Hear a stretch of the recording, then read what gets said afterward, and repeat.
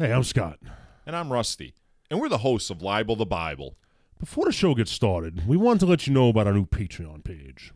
As the show grows, we're always thinking of ways to make it better. One way we can improve the show is getting proper recording equipment, which gets expensive. We're currently offering 2 tiers on our Patreon, one of which is simply a donation level thank you. And the other one gets you exclusive behind-the-scenes content, as well as weekly post-show wrap-up conversations.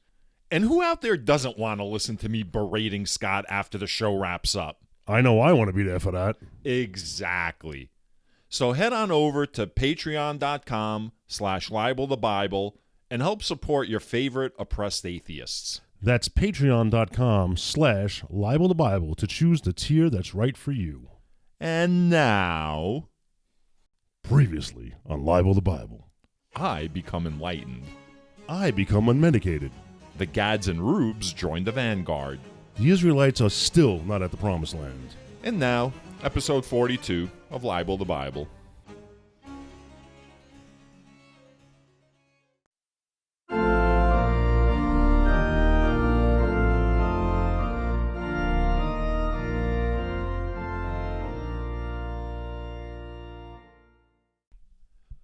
What's up, everybody? I'm Scott. I'm Rusty. Hey, Russ. Funny to see you again. Good, Scott. Explain what's going on. So we had some problems yesterday. Well, people don't know what happened yesterday. We recorded a full hour-and-a-half episode yesterday. You told me to fucking tell everybody what happened. I started to tell them what happened, and you just jumped in and told them what happened. Sorry. I mean, I saw it was going to take like an hour. Wow. Go ahead. Sorry, my bad. All right, so, yeah, we recorded an entire fucking episode yesterday, a strikingly good episode, I must say. And, after the episode, I might have done something to cause the episode not to exist anymore. So we're actually re-recording an episode, and not a good thing. And we didn't get to release it on time, and I'm not feeling good about this, man. What made it a good episode yesterday, Scott? You? No, what was so good about the episode yesterday? At first, I'm not fishing for a compliment. I'm saying, like, what was the conversation centered around? The conversation was centered around your growing inability to deal with my inadequacies. So basically, we spent like 45 minutes like fighting and arguing. And it was compelling to listen to, I'm sure. Like, it felt like taking a massive, like, shit, you know? Like, it's like one of those massive shits where it's like you don't want to be doing it when you're going through it. But then when you're done, like, you know, there's a certain catharsis in the after exhaustion. Can I ask you about those massive shits you're talking about? No, let's stay on the subject. No, this is real quick. Like, is it a massive shit because it's hard to get out? Like, because I've never had that problem. Like, if anything, my stuff comes out too easily. Yeah, I don't know. I don't know. So you're liking our podcast yesterday to a piece of shit. That's what you're doing. I'm likening the podcast to the process, right, of taking a massive like shit. That's like, oh, so you felt better easiest. afterwards. You felt better afterwards. I mean, sure, I felt better afterwards. And by the way, you couldn't have felt worse. That's for sure. I apologize to Scott in our bonus content. That's another thing that we talked about at the beginning yesterday. We set up a Patreon account. A what? Where we're offering bonus content to our Abraham tier members. And so if you're an Abraham tier member, you can head on over to our Patreon. It's patreon.com/libelthebible. We record now after the show. We record like a 25, 30-minute conversation. And yesterday's 25-minute, 30-minute conversation after our show was basically us discussing, like, further elaborating on, you know, our argument, our fight, our feelings. I wind up apologizing to Scott in a very heartfelt manner. Scott almost cries. He doesn't even crack wise all that much. It was very bizarre. It's my meds, but man. the gist is that we recorded an 1.5 hour episode yesterday. I got to say, the Bible content wasn't the best because I was already exhausted, and I was exhausted from the argument. We discussed that also. I wasn't so much exhausted because we were arguing. I was exhausted at what kind of argument it was, like the methods that were being used, as I explained. Like that exhausted me. And so by the time the episode was done, we had done an 1.5 hours. I was fucking fully exhausted. So you can imagine today when I wake up and I'm like, the episode's not up. I don't understand. Because we got together yesterday to record the episode because today was publishing day. Today's Tuesday. What's the date? Today is Tuesday, October 18th. So normally we publish Tuesday morning at like 4 a.m. So when I woke up this morning at like 7, a little before 7, the episode wasn't uploaded. But strangely, the bonus material was uploaded to the Patreon. So those of you that are Abraham tier patrons, like I said, go on over, check it out. Unfortunately, there's no show companion to go along with it. So I texted Scott, and I was like, I forgot how I phrased it, but I was like, yo, motherfucker, where's the episode? That's not at all how I phrased it. Of course not. I'm kidding, man. So I was, because after yesterday's argument, I want to fucking explode, and I want to be angry. And what really annoyed me this morning was because I told Scott, one of the things of the argument was, I told Scott, matter of factly, I want to be out of here by 10:30. The root of the argument was like Scott's tardiness. And I didn't bring it up like in a mature way. Like I allowed resentment to build up and build up and build up. And then finally I exploded on Scott like a month or so ago. And then yesterday I didn't explode, but I definitely displayed like my annoyance that like, again, I'm waiting. Scott started pushing back. Scott started being defensive. We started getting into an argument, blah, blah, blah. That spilled over onto the air. And so I forgot why I led into that. But to explain this morning. So there was no podcast this morning. So yesterday, so I told Scott when he was late, I was like, I just want you to know, because I was already tired. I'm going to leave at 10:30 no matter what. So he took that personally, even though, like, whatever. You said it to the back of my head as I was going to pee. So we hashed it out. I didn't even notice where you were when I said it. Well, that's it didn't matter. I was just letting you know, like, what's the difference where you are? So because I was a room and a half away. Either way. So I just let him know, like, so here's the thing. Normally, I edit and process the episodes and upload the episodes. I would say out of the 42 episodes, I've done like 38 of them, like probably. So yesterday, Scott was like, at a certain point in the evening, he's like, you don't have to worry about it. I'm going to take, after the episode, after we recorded the episode, he was like, I'm going to take care of it, right? Like, I'll take care of the episode. You don't have to stick around. I'm going to process it. I'm going to upload it. So this morning when I woke up and like it wasn't uploaded, I was like, all right, like, I don't know. Sometimes, like, I don't know. So I reached out to Scott, blah, blah, blah. Long story short, 4 hours later, I find out, like, there's probably not going to be an upload. Something got fucked up. So you got to imagine how this does not play well into my anxieties of already, like, being distrustful of people, of already, like, thinking everyone is incompetent and can't, like, handle, like, their shit, you know? So I'm not saying I'm right. I'm just saying I understand circumstances happen, right? Shit happens. I get it. And probably whatever happened, I don't know, like, I could have maybe done shit like that. But I haven't yet. So it just plays into, like, all of my worst, like, fucking thoughts about other people and why I always have to be alert and on edge and looking out for shit. Because if I don't, someone is going to fuck it up. So I'm always got to be like fucking alert. And you can imagine how much anxiety that creates. Oh, I can imagine that. So that was like, it was perfect. After yesterday's like whole argument and Scott being like, don't worry, I got it. To like find out. And listen, by the way, he said himself, like when I got here to record, he said himself, like, I fucked up. So I wasn't going to say anything. Because I don't know. Like, maybe he didn't fuck up. And maybe he didn't fuck up. Maybe I still don't know. Maybe, right. Maybe he thinks he fucked up. But I do appreciate that you acknowledged that you did fuck up. I would have even taken, like, maybe I fucked up. Because, again, I don't know. Maybe you didn't fuck up. We've had a lot of problems. But probably you fucked up somewhere along the line.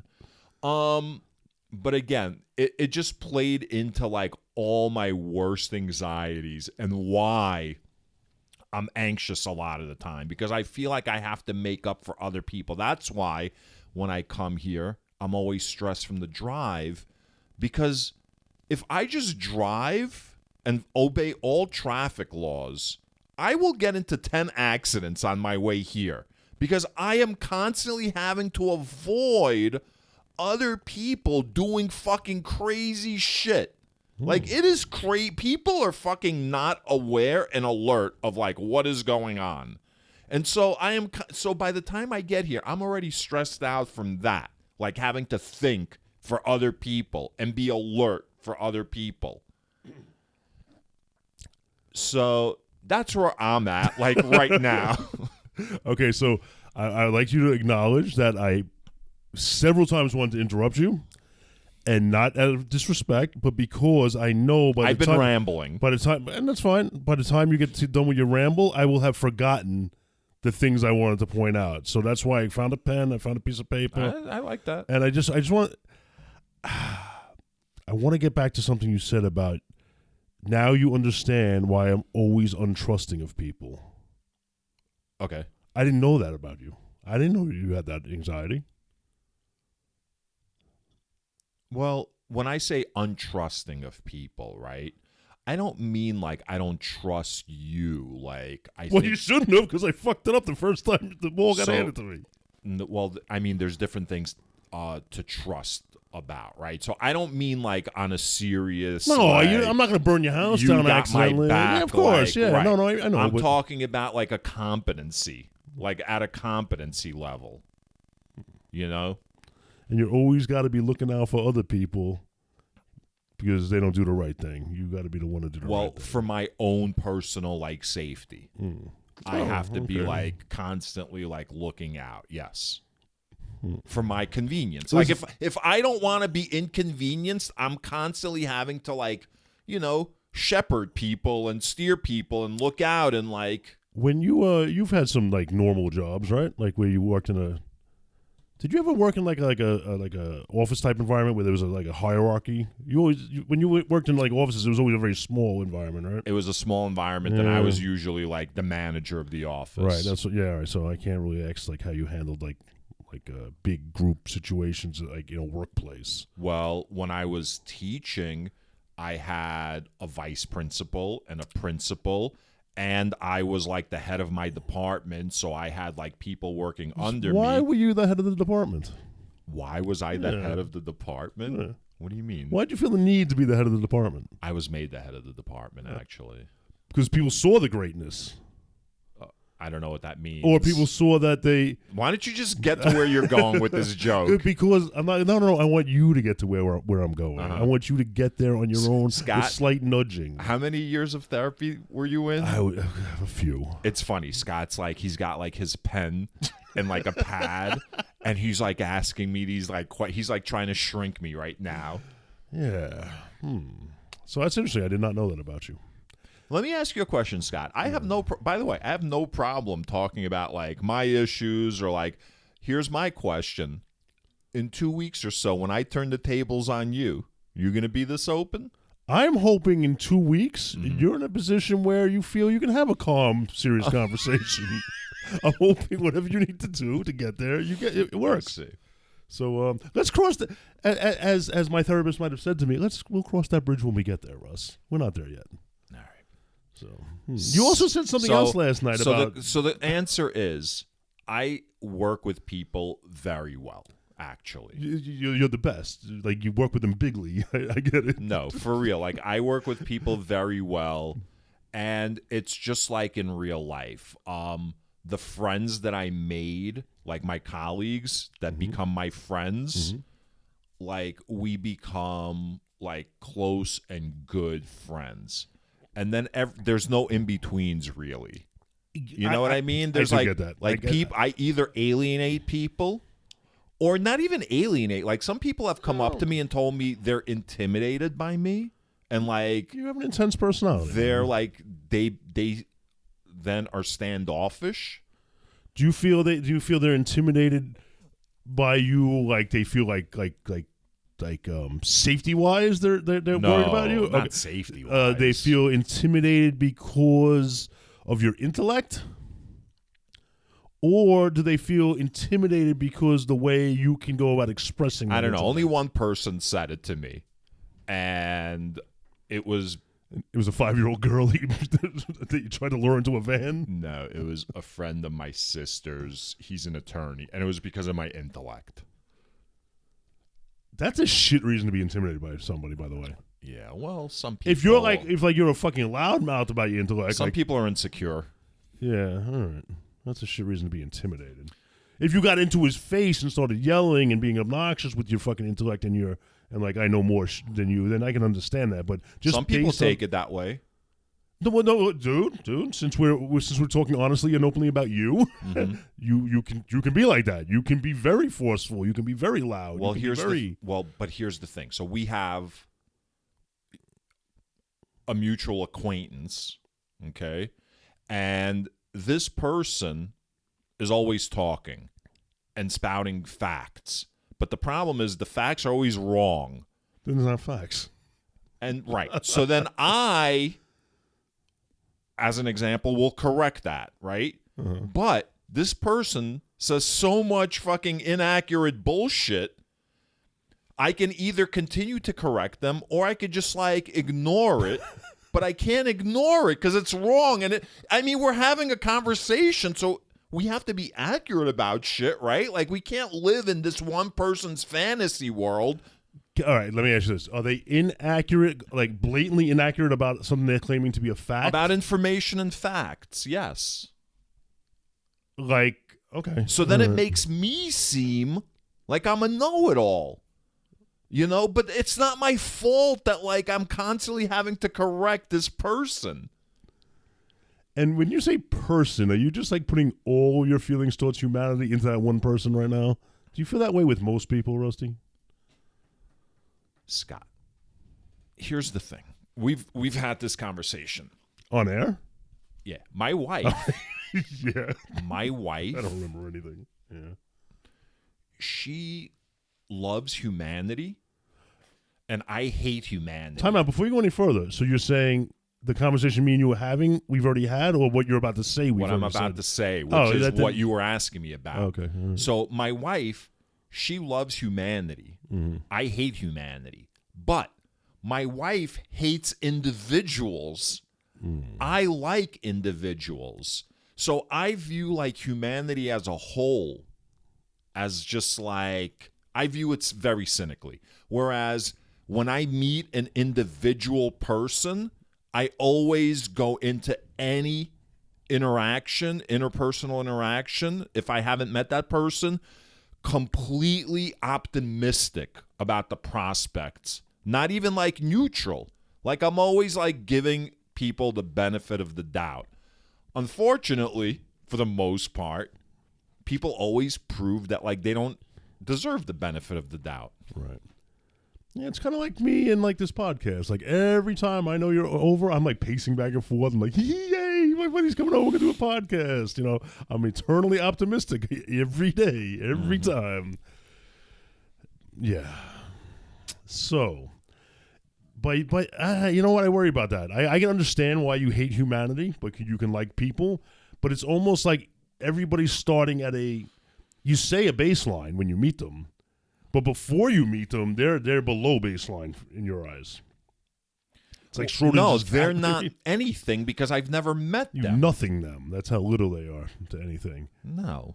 I'm just thinking like that's you rough. can't be asking me like serious like questions and expecting serious answers and then like making like those kinds of statements. I can do whatever I want, whatever I find is entertaining. I said you can't expect. You did say that, right? Fucking know it all. Intimidating, huh? I don't know. I'm just wondering, is it also could be one of those situations where, like, I could say, wow, Putin's fucked up for what he's doing in Ukraine, and then a know-it-all will come up to me and go, oh, really? That's an opinion. All right, that is an opinion. And This person would have been like, Putin took over after Andropov died. And I would have to be like, nah, man. Okay. He took over after Yeltsin died.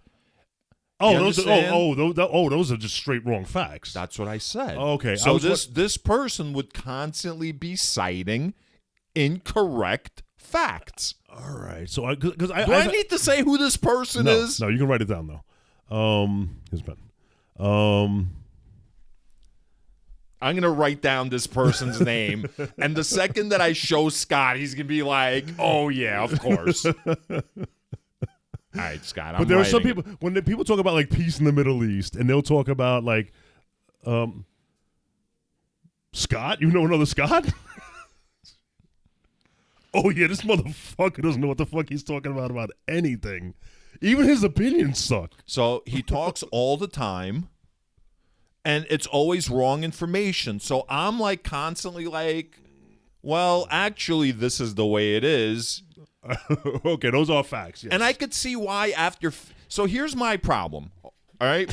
How come I'm the asshole, right? The know-it-all. How come he's not the fucking know-nothing? You know? How come people notice me 20 times giving the correct information, but don't notice him saying fucking stupid shit 20 times? Okay, so here's the deal. It's not everyone. What happens is people like him and people that are like him that associate with him, yeah, this fucking Rusty's a know-it-all. Whereas if I was sitting next to him, I'm like, well, he was right and you're wrong.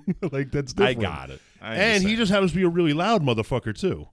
So we call those guys strong and wrong, Russ. You know that. They're strong and wrong. Well, that's what I've always respected about you.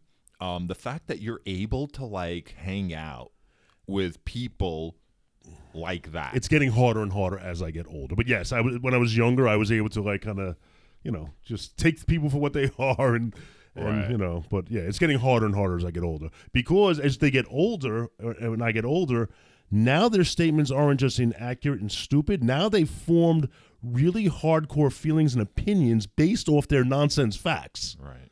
So, well, no, their facts are they're all sounding boards for one another. So they're constantly exchanging information with one another, and they think they're right because like they keep hearing they're in a feedback loop. Right. And it's sort of like, and I've told you, like based on my present surroundings, I will disagree with somebody locally, and I am a fucking libtard, bleeding heart, fucking Biden-loving, and all I said, I was like, I don't know, maybe not everybody should have a gun. Yeah. But now I'm like this extremist that nobody wants around. Right. Because I'm not their kind of extremist. Right. Well, it's almost like either side today, whether you're on the left or on the right, if you're part of like that zeitgeist that you're describing, when you're arguing against the other side, it's almost like you have to use a caricature of the other side to make like your points. You know what I mean? Like I feel like there's factions of both the right and the left now that have like taken over, and they're both the minority, I think, of the right and the left, but they're like very vocal. Yes. What was that thing you called? The horseshoe thing? Yes, the horseshoe Like theory. if you're extreme left, extreme right, you're closer to the anybody in the right, middle. certain things, Right, certain of course. things for sure. Because look, I would consider myself within the spectrum of American politics, right? So I say within the spectrum. That's the key. I would say I am far left within the spectrum of American politics. Who's more left than Like, you? I don't believe that I'm left of Bernie Sanders as an example. Really? Yes. I'm left of Bernie Sanders. That socialist, give everything to everybody who hasn't earned it guy? Right. So exactly. So that's nonsense. Of course. So I recognize, though, that, these culture wars that we're having today are all fucking nonsense, man. It's all nonsense. And the only thing it's doing, it's keeping everyone from having their eyes on the prize. And remember that famous saying, James Carville said it. He was part of Bill Clinton's campaign team. I don't know who he is. He's like a dumb New Orleans establishment Democrat, right? He's dumb. He basically shits on people like me. He thinks we're just the biggest idiots on the planet. We're unrealistic. The things we want, God forbid I want fucking government run medical care, I think that fucking medical care is a human basic right that should be provided by a fucking government. The government is established for the fucking maintenance of the people, right? Sure, comrade. Yeah. So I'm crazy for that. Can I bring up an example of something that happened to me? I know a guy who we're in New York, man. Everyone knows a guy. He's no, not that kind of guy. He's a really nice guy, really good guy. Had some health issues, had a massive heart attack, and he's alive. He's well, but he's going to struggle the rest of his life. That's how bad the heart attack was. Financially? No, medically. medically. Mm-hmm. He's going to physically suffer, and it's a damn shame because it's like it sounds cliche, couldn't have happened to a nicer guy. Now the people around him, including his family, are very right-leaning. I don't want to say right-wing because that sounds extreme, but they are anti-anybody who doesn't vote for Trump. They're people on TV. And they scream about socialism and everything. And it just so happens his medical benefits come from his wife who has a job, a socialist job. Whether it's, I'm not saying whether it's sanitation, police, firefighter, teacher, whatever it is, benefits for life. So I just casually said, if you're going to keep spewing this anti-socialism shit, think about if a random other family had the same situation you were in, let's say, just for argument's sake, a person of color who's working 4 fucking jobs to get by because he wasn't given the same opportunities. And he has that same heart attack. He's dead. There's no doubt in my mind that guy is dead. Because by the time they figure out who's going to pay for whatever's going on, he's dead.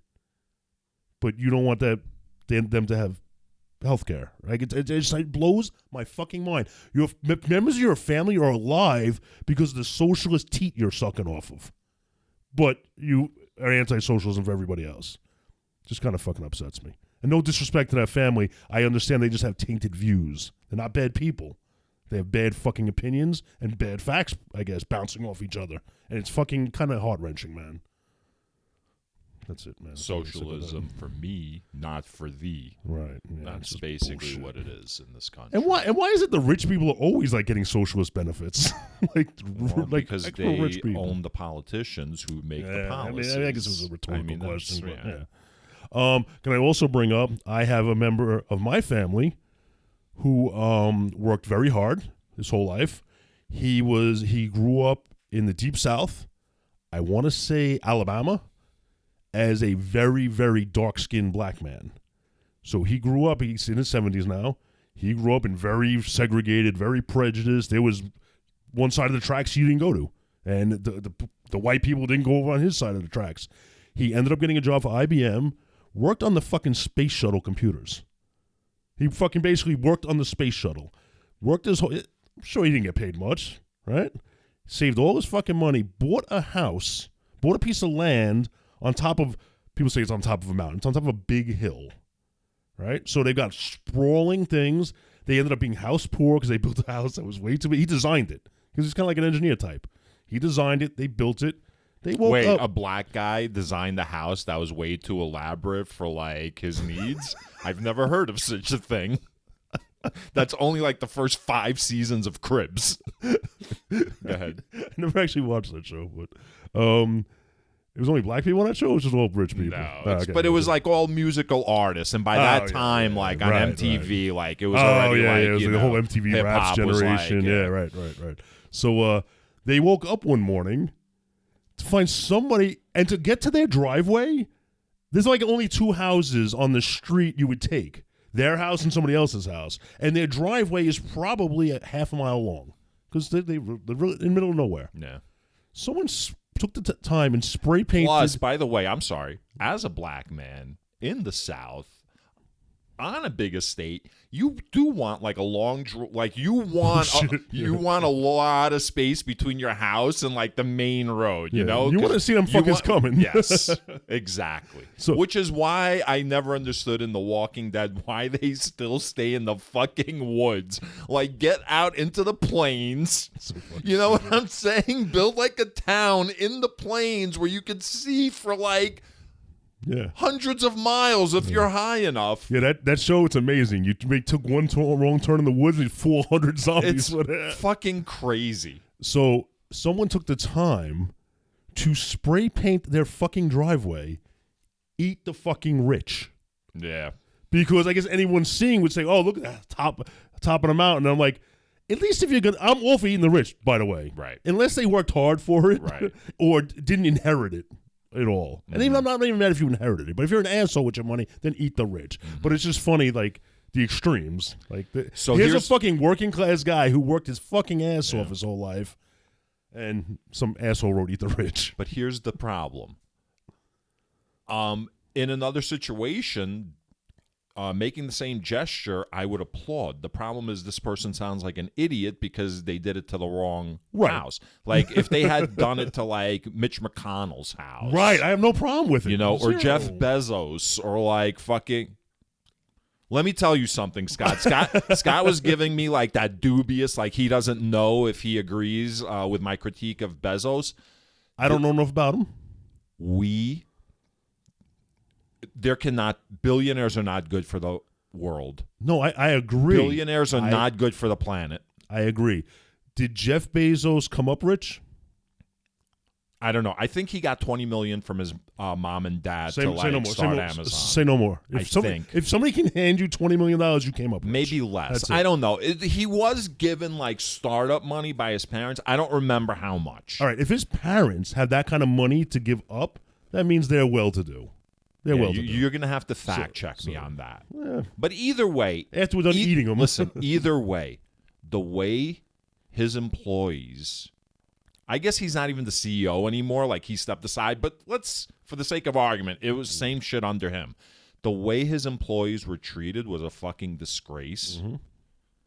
Mm-hmm.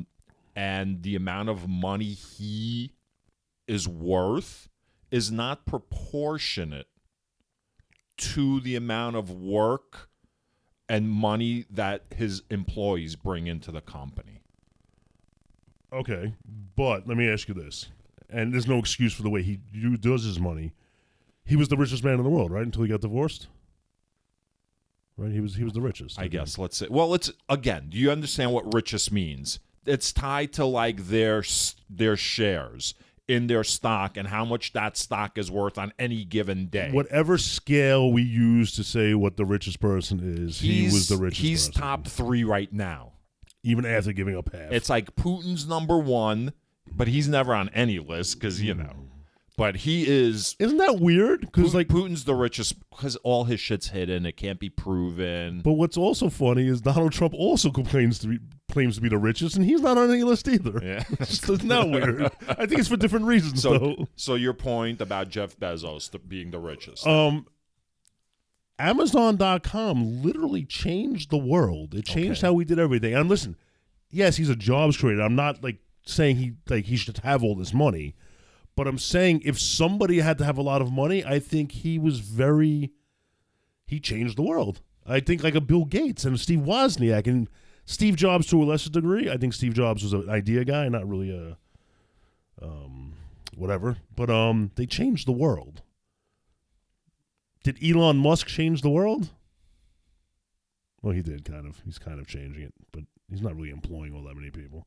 I don't know. I'm just saying maybe Jeff Bezos is an asshole. I think if we dive deeper into what you're saying, I can show you that I'm just going to fall apart. You're wrong. So, listen, I'm not trying to be right or wrong. So I'm Jeff just trying Bezos to, changing the world, right? Yeah. What did he do? He made us buy everything from one company. Okay. So he was doing what other companies were already doing. Yeah, he just did it bigger and better. He started like a bookstore. Like it was a bookstore, Amazon, right? Mm-hmm. And then like he wound up doing some other shit. Like he didn't like innovate anything. You know, like you could say he took risks, right? With daddy's but like money? he didn't create anything. He didn't like come up with anything. He took existing shit that was already out there and started competing with that. So you could say he's an amazing entrepreneur. He's a great businessman. Okay. He knows how to make money. He's great at making money. But you're revering him I'm not revering like he's fucking Pythagorean or fucking Ptolemy. You know what I mean? And the same thing with Steve Jobs. Wait, who's that second guy you mentioned? Steve Jobs. You know what Steve Jobs... You know who should be revered? Those fucking scientists and fucking computer engineers sitting in a room when Steve Jobs walked in and he was like, you see this? Holding up like a cassette. I want 100 of these on a fucking device I can hold in my hand by like June. Those are the people. I agree. That's why I retracted when I started saying Steve Jobs. Like he's more of an idea guy than. And by the way, even without the ideas, Steve Wozniak designed everything. But even beyond that, they stole something that Xerox invented. Them and Bill Gates stole something Xerox invented. Right. So none of them are fucking really like doing anything. They're just like adding another layer from the previous like generation's work. Okay. They do not deserve to be fucking billionaires. It's evolutionary, not revolutionary, fine. But in the case of like a Bill Gates, like Windows changed. It was a big evolutionary step as far as penetration of computers into everybody's life. Operating system was a key part of it. The user interface and the point and click like fucking interface was the key to everything. Yeah. Of course. I'm just saying. But point and click already existed. He understood what it was going to mean for businesses. You know, so he can bundle like all his other shit. Was there a guy that was with Bill Gates, like Wozniak and Jobs? Did Bill Gates have like a partner that we don't know about? Bill Gates? Yeah, I feel like there should have been somebody else in there. Not Larry Summers? Well, I don't know. I don't remember. There was a guy. He probably wasn't as like polar opposite looking as Steve Jobs and Steve Wozniak. There was a guy, and then he bought like the Portland Trailblazers. I forgot his name. Oh, I forgot. Okay. Yeah, I forgot Bill Gates' partner's name. Enough of that. So the numbers are fucking staggering. What numbers? The numbers is the name of the Bible chapter. We're going to head into numbers. All right. So, I mean, you think we're going to do better than we did last night? I got to say, I don't think we did that well last night with the Bible stuff. You don't? No. Maybe because, like, I'm done with numbers. It doesn't mean... Listen, you have an obligation at this point. I have to sneeze. Oh! He sneezed. You're not burping as much time. Why did you have to announce that you have to sneeze? Because I didn't want to like turn away from the mic, and the second I do, you're like, "Get back on the mic." Oh, okay. Sorry. I'm still recovering from those wounds. So what are we doing right now? We're going into the Bible. All right. Yeah. I mean, I guess this is a Bible show. Yeah. I like ragging on billionaires. I could do that shit all day long. And listen, we have like many more episodes to do that. All right.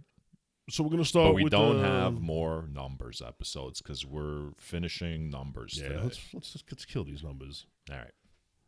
Numbers 34. 34. The boundaries of the land. Yep.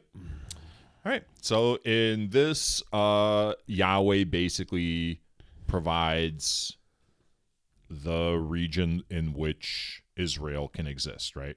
Yeah. So my question was, were these borders like was the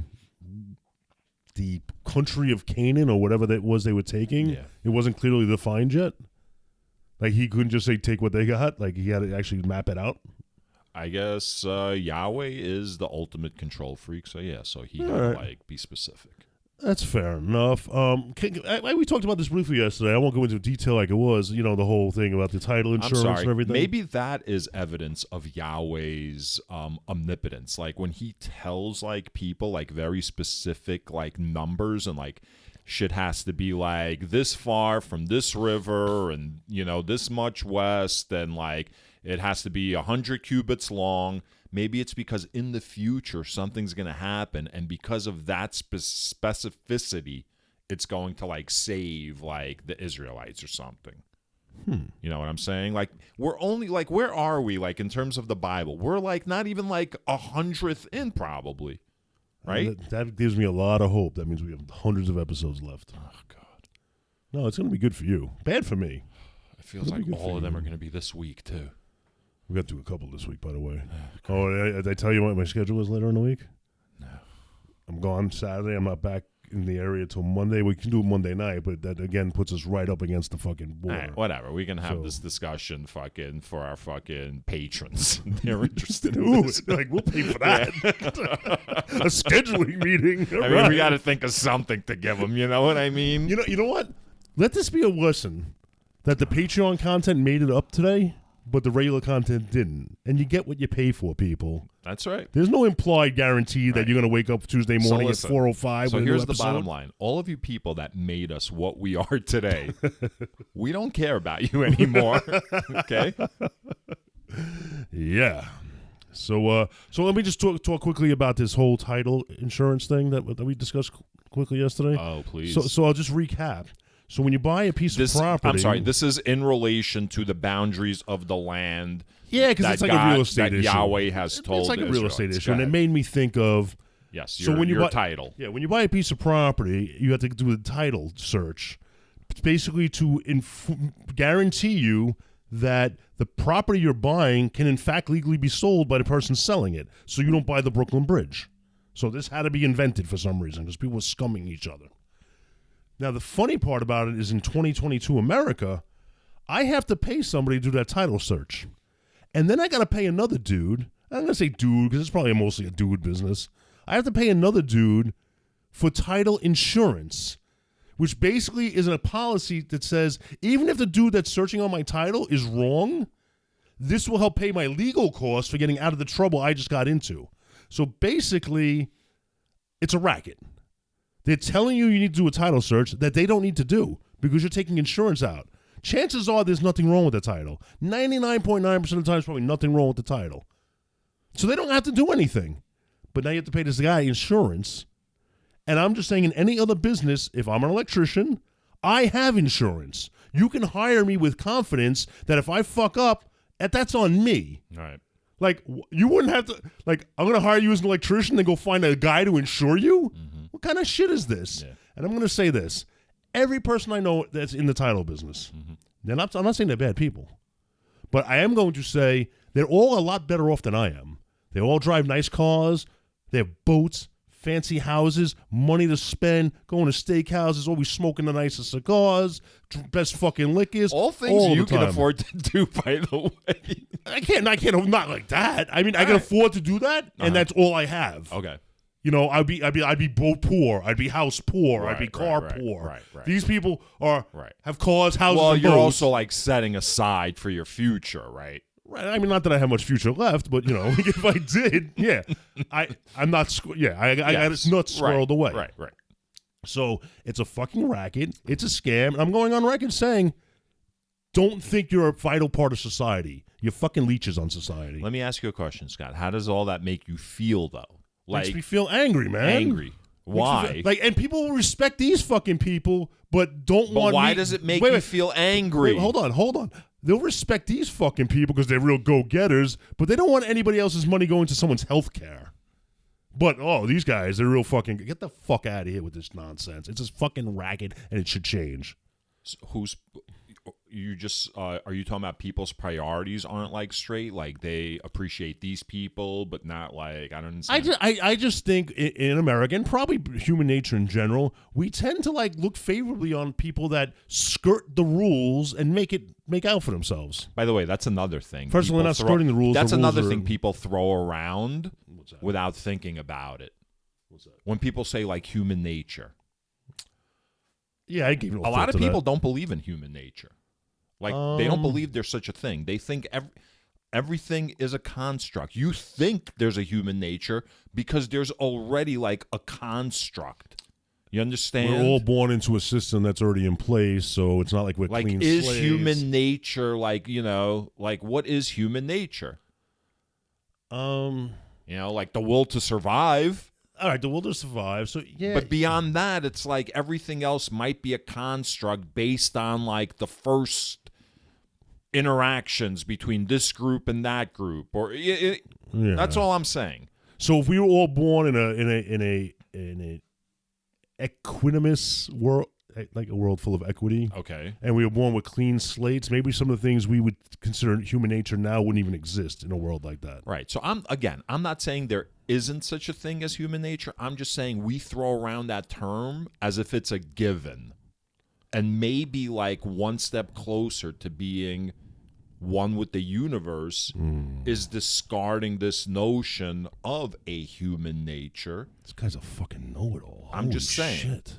Sorry, I said So again, human nature. so this isn't fact. This is just, my metaphysical observation. But getting back to these, like, title people, it makes you feel angry. But why? I'm trying to understand. Do you feel betrayed? Do you feel, like, cheated?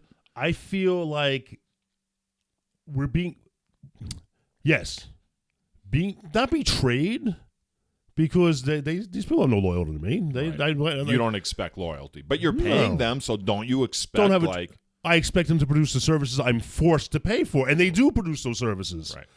This guy says he's going to look at your title, and this guy says, "Yeah, I'll make sure he does," or doesn't. Or who cares? You're the one getting screwed. Right.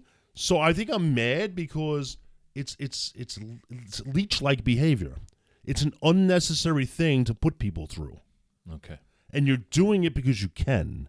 And you came up in a system, in a construct, that it was either in place or enabled people to put something like this in place. Right. It's funny that's what grinds your gears. It's funny that was the most passionate monologue that you've given in 42 episodes. That must have been a very traumatic experience. Because I was actually, like, at, like, the closing, like, when I bought my property, and I went, wait, I actually said, wait a minute, who are you? Yeah. Oh, I'm the abstract. I'm like, what the fuck? Is that even a word? What the fuck does that even mean? Yeah. Right? And then there was a guy. He's a real estate lawyer. Apparently, they have a thing where they have retired real estate lawyers. Emeritus. There's a title for this? Well, emeritus is like when you're still doing, like, you're still in a position, but you're retired. They're retired, and they're at the table at the closing. So I would turn to my lawyer and go, who the fuck is this clown? This old bastard over here. 20% is going to him. No. Well, he's retired. He kind of makes sure everything's going smoothly. So is he an arbiter? It's pretty customary that you throw him a little tip at the end. Are you fucking kidding me? Guy's fucking drooling. He's half asleep the whole... What? Yeah. It's just some bullshit going on. You know what this... But I'm aware the system exists. And I'm probably angry because I don't have a choice. I can't opt out of the system. Right. And you can't fight a system like this. But I'm just saying... You can fight it. Nothing's going to happen, though, and you're just going to... You're either going to end up in an alley somewhere, or you're just not going to get... your deal done. For long you live and high you fly, but only if you ride the tide. And balanced on the biggest wave, you race towards an early grave. You should be like a songwriter. You want to fight that system, man. Yeah, you can't fight the system. Yeah. I'm just pointing out. Let's just point it out, though. So this impassioned, like, plea, treatise, right? It reminds me of, in the episode that you deleted somehow that we recorded yesterday, I exposed myself and really for the first time let you know about like how it felt to be like a Jew in America, in New York City. I want to ask you, is that the part I deleted, or was that in the Patreon content? I was actually going to bring that up. None of that was in the Patreon. Okay, That was all like in the show. Sure, so the way I describe that, like suffering like little microaggressions of anti-Semitism, right? That's how impassioned you were just now in your anti-title people speech. So you're snugly with your arms crossed. So I'm glad that like we can connect emotionally about things that have disturbed us in our lives. No. You're talking about a global, like since the beginning of time, like people having problems with Jews, and I'm just complaining about like a stupid fucking petty title thing, is what you're saying. I mean, that's good, Scott. Well, I didn't think that your comprehension was capable of picking up on that. What's funny is people can either take at face value like that you had this thing yesterday, but nobody will ever know. Nobody will because ever hear it. Because it got deleted. So I wonder why. I wonder if you were Could it have been anti-Semitism, perhaps? Perhaps people weren't ready to hear like the reality of the situation. If we have time at the end of the show, let's talk about the microaggression anti-Semite thing that you talked about yesterday, because I think it's important to touch after the show. I mean, yeah, because I don't literally like one paragraph into what for our patrons. I don't know about that. Yeah, let's do it for our patrons. Yeah, they're paying. Yeah, fuck like all these other people, you know, like they'll get this shit. And it's good enough. You know, eventually, once we start like rolling in the money with these Patreons. Yeah. Well, we're not going to be rolling in the money. So wait. We use the service Patreon, but we call the people that participate patrons, not Patreons? They're patrons, right. Okay. Patreon is the website. Patrons are the so that's not a real word, right? That support us. Not a real word. Patreon? Yeah, I don't think it's a real word. All right, so we call them patrons. All right. Yes. So anyway, getting back to now, we'll talk about it during the Patreon. So why I don't understand the rant about the title people when Yahweh talks about the borders of Israel. Because it was just like a real estate issue. It just popped in my mind. Like you just real needed to rant about that real estate. All right. Yeah. Then you got to pay somebody to come survey your fucking property. Meanwhile, the survey is clearly in like the county hall, the county clerk's office. All right. So after he gives them like the borders of Israel, he gets like all specific about who's going to like be the leaders. Micromanages the shit out of this too. Yeah. He dictates who's going to divvy up the land. Again, some shady real estate shit. Yeah. Well, he's all about, the details. Yo. Except when he forgets for 400 years, and then he's like, "Oh shit, the Israelites! I forgot. They need water. They're enslaved. They need water and food. Kill some of the motherfuckers. Fucking guy. So, based on this, it's been a while since I did this. Perhaps God is a realtor or a real estate agent, or he's real estate adjacent. That's a long scam he's playing. Like I bet you that piece of land, right? It's probably like cosmically jinxed. Like anyone who lives there is hated and fights in wars, and like they can't get rid of it. So him and like all the other real estate agents have like a pool. Who can get rid of like this land? Like which suckers can fucking buy this land? Wait a minute. Maybe Yahweh is the new real estate agent, and he's the sucker now. He's got to pass that shit to the next real estate agent. It's like a pyramid scheme. He's a freshman, like fucking. He's a, what do you call it when you're a pledge? He's a pledge, so he gets stuck with this thing. It's like selling a timeshare of a timeshare of a timeshare of a timeshare, and then paying people that somehow are related to these people to get you out of the timeshare. Right. Yeah. Or even worse, you know what this is really like? This is like somebody helping you, and you're like, yo, I'm going to pay you back. And then you move them in, like you get a house for them and you move them in. And then after like a year, the real owners return because they were like, somewhere else. And you find out it wasn't even like that guy's to give. And that's why you need to do a title search and pay for that insurance. There you go. It brought us all back around. Yeah. Do you know anybody that does shady real estate stuff? Like, claims land that people thought they owned. Yeah, I have that story. I told that story in the fucking Lost episode. The Lost episode. Wouldn't it be cool? Like one day, like someone's like going through like a crypt somewhere, and they dust off like this MP3 file. Well, these pop it episodes in. are going to be available No, but forever. Yeah, but this will be like the Lost episode they'll find. The Lost episode. Yeah. That'll be cool. So yeah, he picks out When Peter Jackson makes our documentary, you know, like that's when Peter Jackson just made the Beatles documentary. Did he? Yeah, He came a long way from Bad Taste, that fucking guy, huh? So you don't appreciate like the reference I just made. Like Peter Jackson will make our document. I'm saying like we're like the Beatles. Like that's what I'm saying. Okay, there's a line in a Run DMC song when they're like, "There's three of us, but we ain't the Beatles." Yeah. Weren't there four Beatles? Yes. So no shit, you're not the Beatles. There's only three. There was a lot of like stupid lines in rap. Yeah, all right. I think I just heard it like yesterday, so Yeah. it triggered that memory.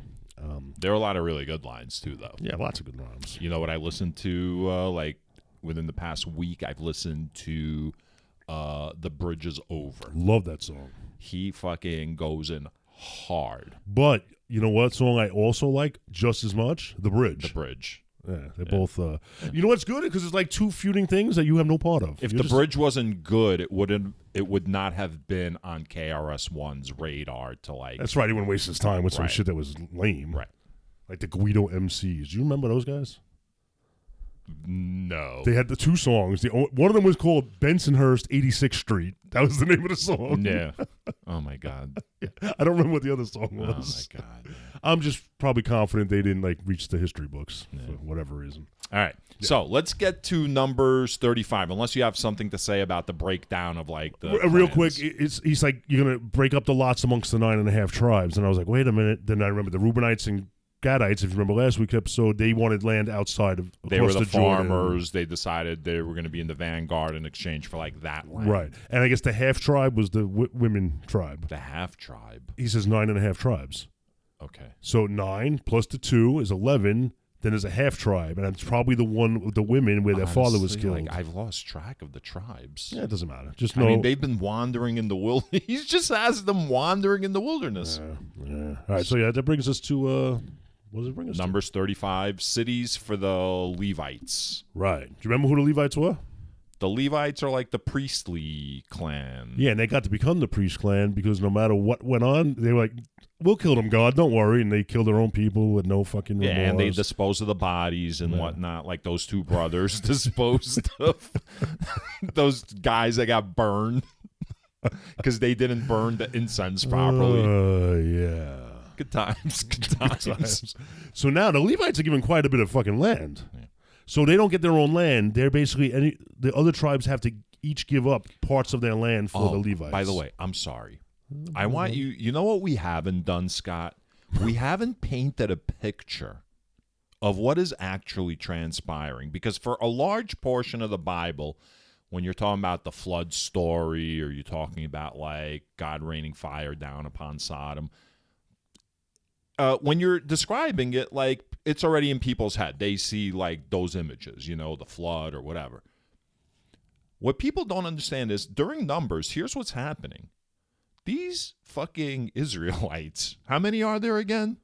There's got to be at least 800,000 Okay, now. so they've been moving from place to place. So first of all, I want you to think of the logistics of that, right?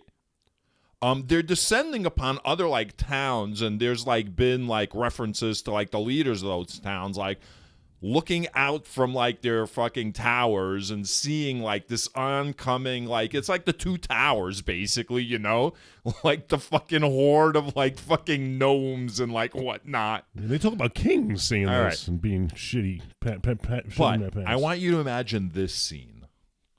Out front is the fucking Ark of the Covenant, right? The 10 Commandments are like leading this procession.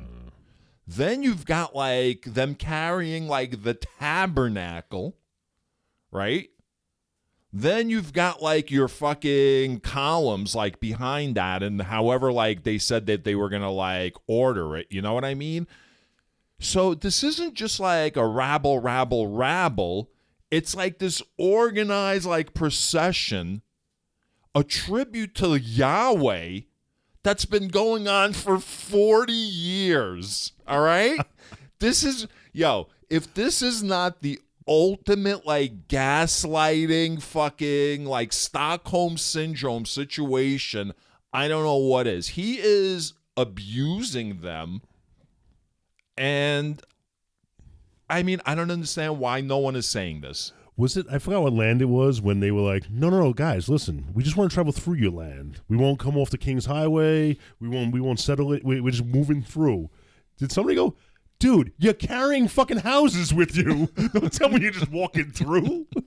You are prepared to set up. Yeah. It's crazy. It's crazy. Yeah, so now each clan has to give up some of their stuff to the Levites. And he's specific about that, too. He's specific about they get the town, then it goes out to 1,000 or 2,000 cubits for their pasture. And what I found interesting was the Levites are being spread amongst the rest of the population because he's the eyes and ears. They're the eyes and ears for Yahweh. So you can't fuck with the Levites. You got to just, they're always looking over your shoulder. They're the snitches, man. Yeah, absolutely, they're the snitches. They're always like, right. They're always pretending to be having conversations in the corner, but what they're really doing is like listening. Yeah. Motherfucking. Yeah, notice when you walk past them, like they stop talking, like you don't even know what they're saying. Like, what do you? Yeah, you're not the ones that should stop talking. We should stop talking around you because Yahweh seems to find out everything. Yeah. So maybe that's why they haven't said it yet, but maybe eventually Yahweh becomes known as all-knowing because he's got so many snitches on the ground.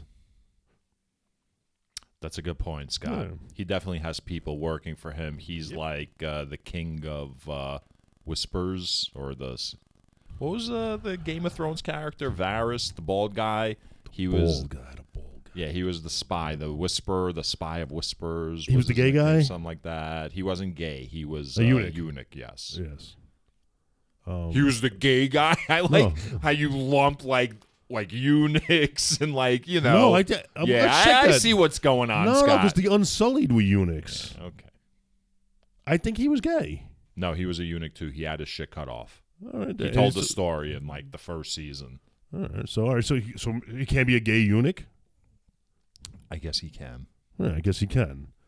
Oh, only in your world would a gay person not be allowed to be a eunuch. I'm so binary. Really, man. Go ahead. There's some shadow in there. That brings us to 6 particular cities that are given to the Levites. Okay. They're called cities of refuge. Mm-hmm. What's up with those, man? I mean, they're basically like sanctuary cities for people who murdered someone, but it's a misunderstanding. It's the story's not entirely clear on whether or not they killed someone. And the reason we need this is because they need a place to go, so they're not lynched by the mob. Yeah, so like Casey Anthony, when she murdered her kid, allegedly murdered her child. Oh, yeah, I remember. You don't remember that mom that got off? Yeah. Yeah, I mean, I followed the trial a little bit. She deserved to get off because the prosecutors were fucking You know how many times I got off watching that trial? Oh, what? On the mom or on the mom killing the child? Which one got you off? Neither one. I don't want to talk about it. The judge, man. Oh, the judge got you off? Yeah. I don't remember the judge. Yeah, I don't remember. All right. So these cities of refuge, any Israelite who commits a murder that unintentional, right? They can flee to a sanctuary city until cooler heads prevail. Which makes sense. That should be. You should not be guilty until proven so. But I also probably think they were manufacturing crimes against people they didn't like. So they're like, no, come here. We'll put you up until we figure out what's really going on. Yeah, I mean, laws are born of necessity, right? So there was a necessity for this kind of law to be enacted. What I find interesting about this is they go into more detail that the refuge isn't just for the Israelites. It's for any resident of the land. Or transient aliens. People might just be passing through, looking to get away from some shit going on where they came from. So it's weird that the Bible kind of mentions the form of sanctuary city.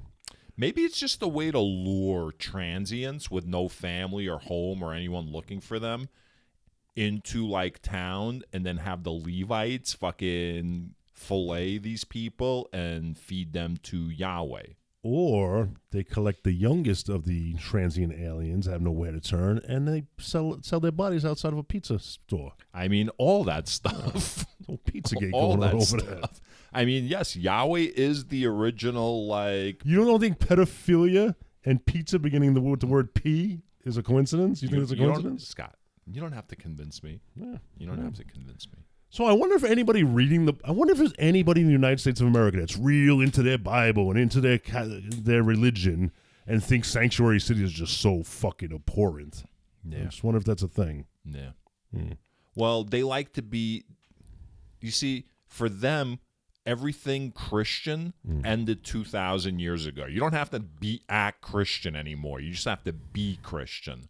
Oh, that's interesting. Like all that being Christian shit, like died with Christ. You know what I mean? Oh, that's interesting. Yeah. It's better to be Christian than to do things that a Christian should do. Right. Because probably dropping the fact that you're Christian probably opens certain doors for you. Gets you behind some velvet ropes. But I mean, like good deeds and that. treating people with respect and judge not lest ye be judged.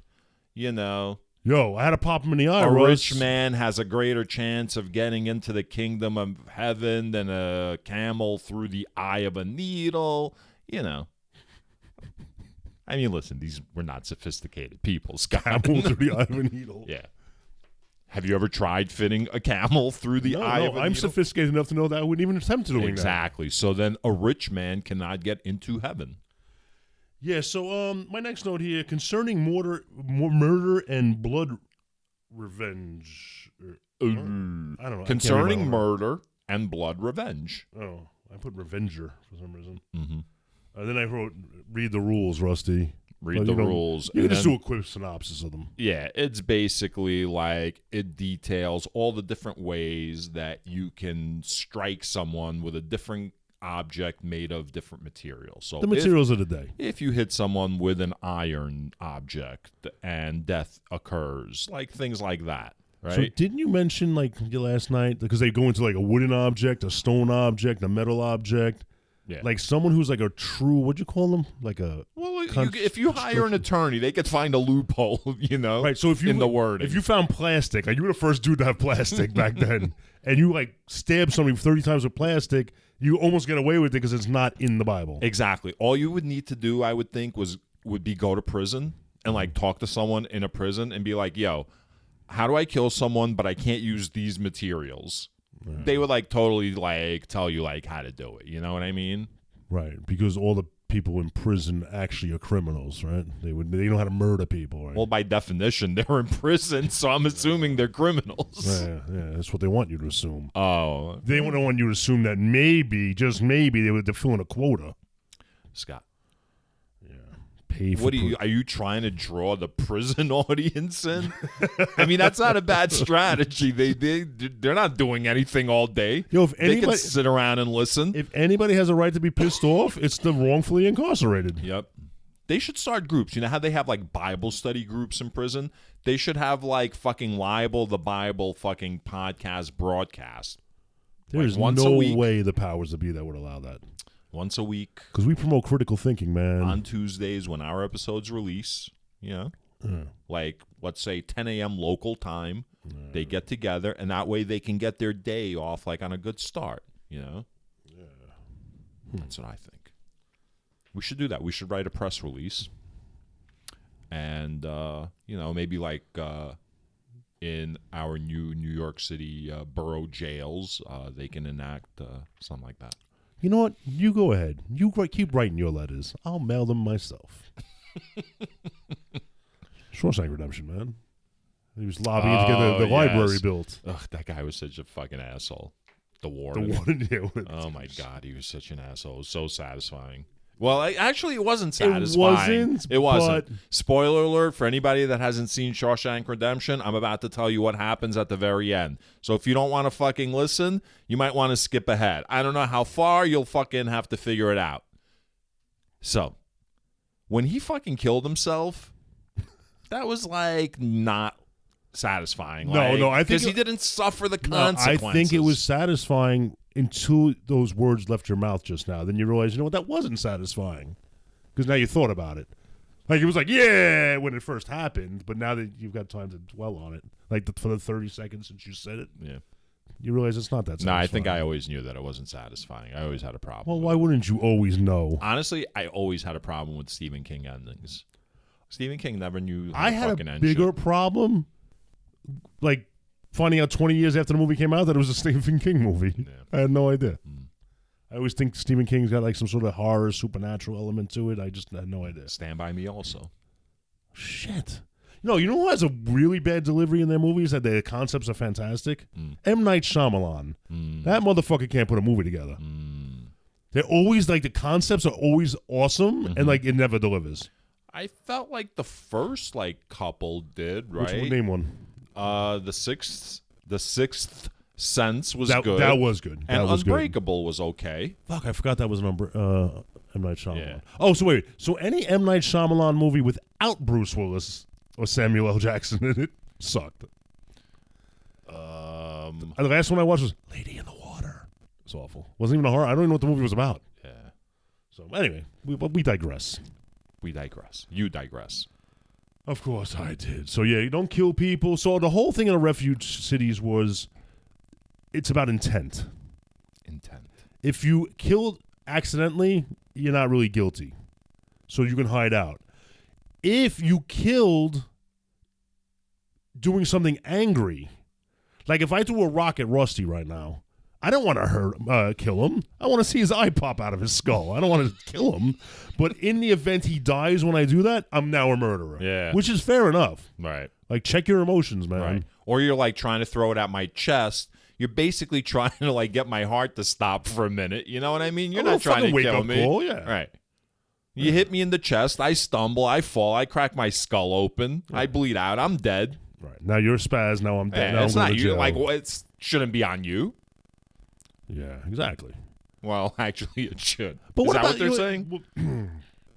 If you threw it in anger, yes. Right. But I'm also saying, if me and you, we're in high school, we're in elementary school, whatever, know it all, or we're in a bar, and we decide mutually that we're going to go outside and fight. We're going to decide as human beings, we're going to go throw some fists, because that's how we communicate our lack of understanding. Mm-hmm. And in the event, our human nature, it's a good fight. People are gathered around. Yeah. And like you, it's like hit Rocky me. 5. Yeah. And you hit me. Yeah.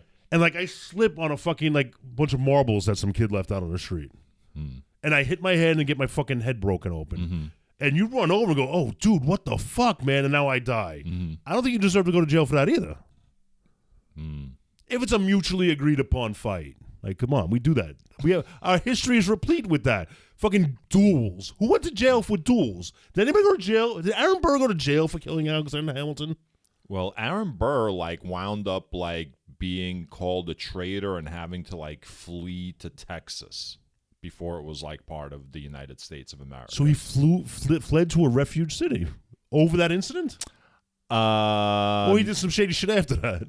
I think he tried to overthrow like the government of the U.S. Okay, so you know what?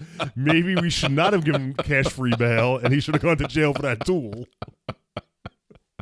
Yeah, he tried to let me kill tell you Alexander something. Hamilton. Aaron Burr. If anyone has a chance to read about Aaron Burr, that like I'm not even saying like read a book, but just read like the general outline. That guy was super interesting.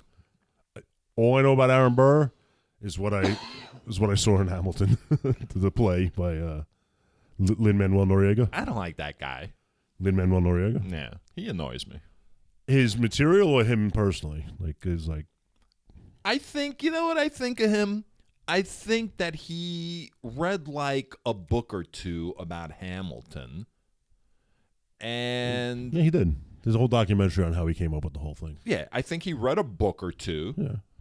And he has this mainstream view of like Hamilton and the founding fathers. Sure. And then he creates like a catchy fucking musical about it. Right. Performed in like hip hop, you know, with an all black cast, except Aaron Burr, I guess, who's like. No, he's black. Oh, is the he? only white person in the cast I recall was the King of England. Okay, the King of England. All right. So I know that. That's not really important, like who's in the cast. I don't give a fuck about that. That's not that important. So, and I know that he wrote this and people like love it. And to me, it just perpetuates more like American, I don't know what the term is. We mythologize like our founders. Of course we do. And it's like we treat them like these infallible like fucking characters who didn't like piss and shit in a fucking chamber pot. You know what I'm saying? And keep it under the bed. I mean, come on, let's get real. And so it's more mainstream fucking effete fucking bullshit to me. A what bullshit? Effete. Effete? I don't know what effete means. It's like weak and like feckless and just like. So you say we put our like these very flawed characters from American history up on a pedestal, and we not just flawed. I'm just saying anything like through a mainstream. I'm not into shit I'm not into art viewed through like a mainstream lens. Okay. I'm not into that. I can't imagine any like book I've read recently or in the middle of reading that like people thousands of years later put them on a pedestal like this alien that enslaved the Jews and they made them fight like, and now all of a sudden, yeah, I personally I liked Hamilton. I thought it was very enjoyable. And did I take it as a history lesson? I took it as a form of entertainment. I don't know why that had to be said. Well, because you said like you don't like the fact that he read a couple books and he made he soared through a mainstream lens and put it on a pedestal. And I'm saying that's all true. Yeah. And I'm just saying I enjoyed it. Okay. You know, because I'm a simpleton, right, man? I'm not. I didn't say that. Yeah. You know what? You know why somebody wouldn't write a fucking accurate fucking Broadway musical about our founding fathers? Because it'd be boring as fuck. How many times are you going to talk about Benjamin Franklin crossing the Atlantic? Like he went like from America to France like 8 times. Not very exciting shit, man. Yeah, that's why you don't write a dumb fucking musical about it. Right. And nobody did. Benjamin Franklin's like my favorite guy from history. Like if you ever want to crack into any of my bank accounts, you know, the security questions, like who's your favorite person from, it's Benjamin Franklin, man. Is it? Yeah. Why? We don't have time for that. We'll talk about that later. Right. But anyway. So the congregation will get together and they shall judge the I'm kind of ready to like finish like numbers, man. All right, so let's finish it. Stop going off on your saying. fucking tangents, making farting noises. So look, here's the gist of the situation. Let's get to the gist of it, Scott. For real. Right. Do you mind? Were you closing out numbers? Yeah. Oh, okay. Let's hear what you got to say, and I'll add details where I feel appropriate. Right. I'm just saying, these guys have been wandering around in the desert for like 40 years. They're still wandering. They're still receiving like rules from fucking Yahweh on like how to behave and whatnot because they're so stiff-necked it's taken them fucking 40 years to like whip them into shape. And by the way, generations must have died off already, right? Because we're getting to the point now where they're about to like, I'm assuming we're like reaching the end of numbers. They're going to reach the promised land like any day now. And so these are all younger generations of people because all the older ones have died off. And this is like basically like Yahweh again, as always, who had eons to prepare for shit, rushing through at the last minute and being like, oh, by the way, before I let you go into the promised land, this is like how you split up the land. This is who gets what. This is who's in charge. Like he's like cramming all of this like minutia into like, you know, the last couple of chapters. Do you think he did that because he already has eyes on making the prequels? So that's why he put everybody on a dragon. They got to Canaan like in like 2 hours. It's starting to read like a Game of Thrones, right? All of a sudden they showed up with these miles long huge chain links. Like where did they come from? Yeah. I just remember like in the first season when it took like 4 episodes to go from like to go to King's Landing from wherever they were, like in the north. That was another lifetime ago, man. And then, like, in the last season, it took, like, 15 minutes of one episode to go from, like, beyond the wall to King's Landing. Awful. And it was Awful. like, yeah, I don't think so. Well, transportation improved. You know. Yeah. Dragons. Yeah.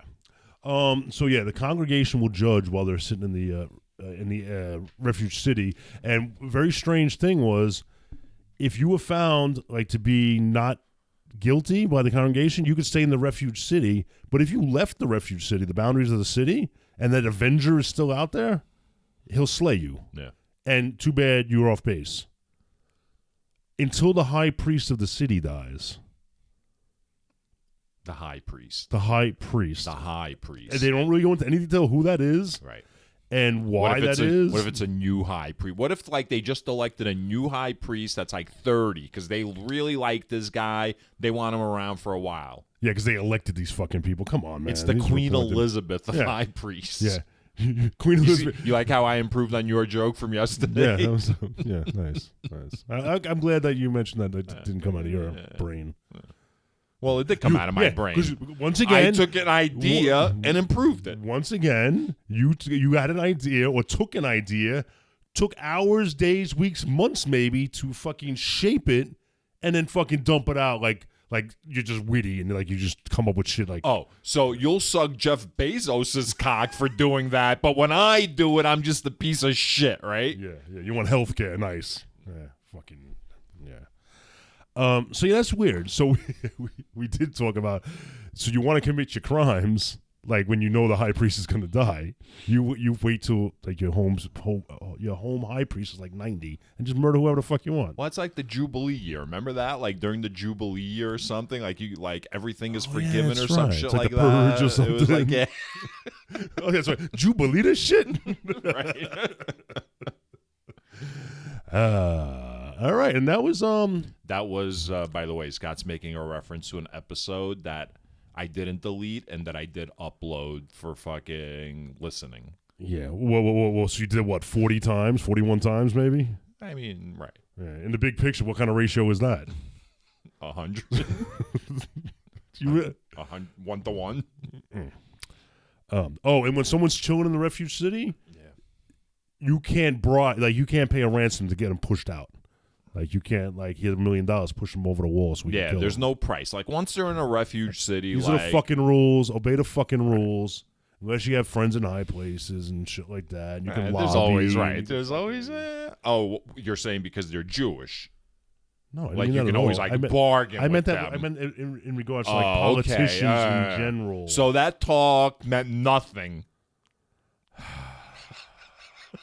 This is going to be for the Patreons. We're going to talk about that, right? I don't care.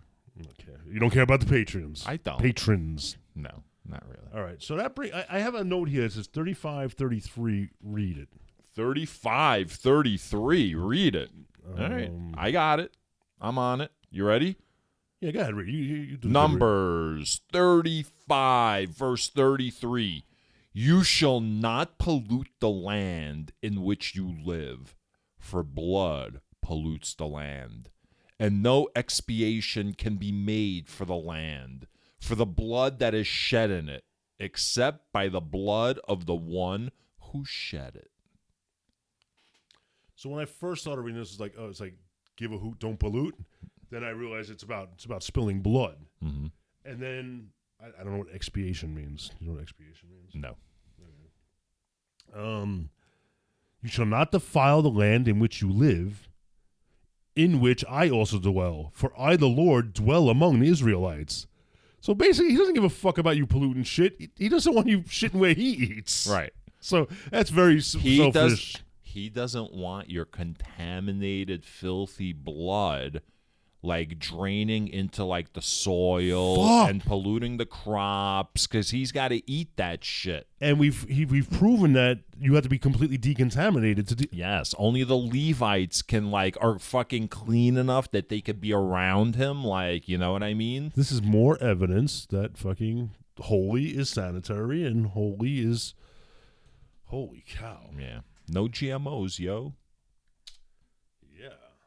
That brings us to the final chapter of Numbers. The final chapter, marriage of female heirs. And let me paraphrase what you said yesterday when we went to do this section. Marriage of female heirs. I don't give a fuck about women. We ain't reading this. Fuck that. End of episode. Oh, shit. I think that's kind of what you said, right? Like That's not verbatim, right? Well, I guess we'll never know now. Or will we? Because maybe I'm catching you in a lie. I'm going to catch you in a lie and go, really? Look what I just found. The war's footage. So what was this all about? This basically says that women can't be trusted to make decisions about who they marry because someone might be like fucking marrying them for their money. So like you can only marry within like your clan, like within your house or whatever. Right, because they didn't want, basically, they don't want you taking the clan's riches to another clan. So if they decide, they can marry outside their clan, but they lose all rights to anything. Yeah. So they're basically anchored to their clan if they want to, unless they can convince like a sugar daddy from another clan. Right. And now I got to ask you this. Was this because the men in general were very insecure about themselves? And it's just a form of control to keep what women they had with them? I don't know. So they can say, oh, yeah, that dude's got a nicer job. He's not got a better physique, nicer car, but you go to him. I'm not subscribed to that newsletter. I don't know why. You don't know why you're not subscribed? No, I don't know why they did it. I'm assuming they just wanted women to be subservient. Yeah, so there's an interesting sentence here. Let them marry whom they think best. Only it must be into a clan of their father's tribe that they marry. What? Yeah. Read that again? Let them marry who they think best. Only it must be into a clan of their father's tribe that they are married. Right. You can marry anyone you want amongst those guys. Right. It's like The Bachelor. Yeah. Or The Bachelorette, right? Bachelorette. Either one. Same show. No inheritance shall be transferred one tribe to another. That's stupid. But is that only as long as women want to try and do that? I don't know. It all sounds fucking stupid to me. Yeah.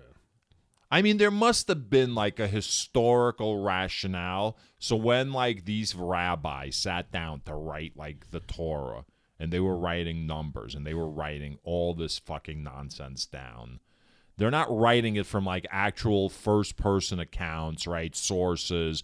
It's just like shit that they're making up as they're fucking writing this book. So like what would be the reason when they're writing this book to say like, maybe it's like to prevent wars or I don't know, maybe they don't want like certain alliances to be made, like if fucking this Levite marries that fucking Reubenite, we don't want those two houses fucking intertwined because then they'll be, you know what I mean? I don't know what the rationale is, but there must be a historical rationale. We should do research on that and have that conversation for our fucking patrons. Or you can do the research, and when it's my turn to talk, I just go, duh. And you can go like, Scott, this is what I'm talking about. Right. Could you please interact a little more? And then you could be like, whenever you're finished rambling on, Rusty. So this brings me to like modern, like I hear a lot of men say, there's a phrase, cheaper to keep her, because like you get divorced, they're taking half. Mm-hmm. Let's go back in history a little bit. Maybe they had to pass those rules where the women gets half because of rules like this. They couldn't have none. Yeah. So you're lucky they're only taking half. Mm. Yeah. Why can't it be reasonable at this point, though? Because there's no reasonable anymore, man. Mm. It's no reasonable anymore. And there shouldn't be, couldn't be, wouldn't be. We done with numbers? I think we are done with numbers. Did we nice. high five last time? Deuteronomy. No, I don't know. We high five for something. I don't know. You hug me, though. I don't know about that, man. Yeah, you told me you love me. No, you told me you loved me. You were like, I love you, man. And then I was like, let's hug. And then we hugged after you told me that you love me. Oh, then I said, I didn't say it back to you, though. No, let's be very clear. Yeah. So you said, I love you, man. But you didn't hear the second part. I didn't say it back. You didn't hear the second part, though. I said, I love you, man. But then again, I love syphilis. On that note, deuces to numbers. All right, fuck off, everyone.